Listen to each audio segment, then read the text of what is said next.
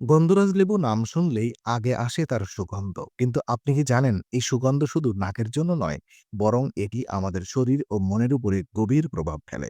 আজকের হেলথি ল্যাবে আমরা জানব গন্ধরাজ লেবুর সেই অজানা দিকগুলো।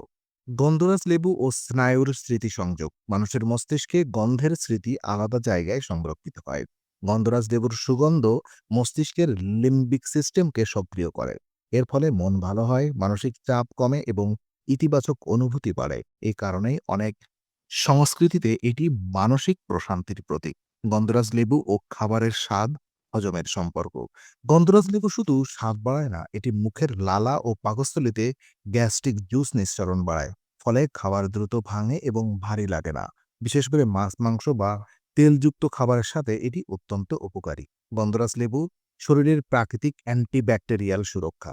গন্ধরাজ লেবুতে প্রাকৃতিক সাইট্রিক ও ফ্লাভোনয়েড যৌগ রয়েছে। এগুলো শরীরের ক্ষতিকর ব্যাকটেরিয়ার বৃদ্ধি রোধ করতে সাহায্য করে। খাবারের মাধ্যমে শরীরে ঢোকা জীবাণুর বিরুদ্ধে এটি একটি প্রাকৃতিক ঢাল। গন্ধরাজ লেবু ও মৌসুমী পরিবর্তনের সাথে শরীরের অভিযোজন। আবহাওয়া পরিবর্তনের সময় অনেকের শরীর সহজে মানিয়ে নিতে পারে না। গন্ধরাজ লেবু শরীরের ইলেকট্রোলাইট ব্যালেন্স সাহায্য করে। গরমের ক্লান্তি, বর্ষার অলসতা এই সমস্যাগুলো কমাতে এটি কার্যকর। গন্ধরাজ লেবু ও দৈনন্দিন জীবনের মান উন্নয়ন। নিয়মিত অল্প পরিমাণ গন্ধরাজ লেবু ব্যবহার করলে খাবারের রুচি বাড়ে, মন প্রফুল্ল থাকে এবং শরীর সতেজ অনুভব করে।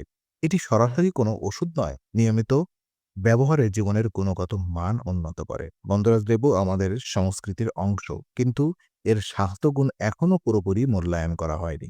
ভিডিওটি ভালো লাগলে লাইক দিন, শেয়ার করুন এবং হেলথি ল্যাবের সাবস্ক্রাইব করুন।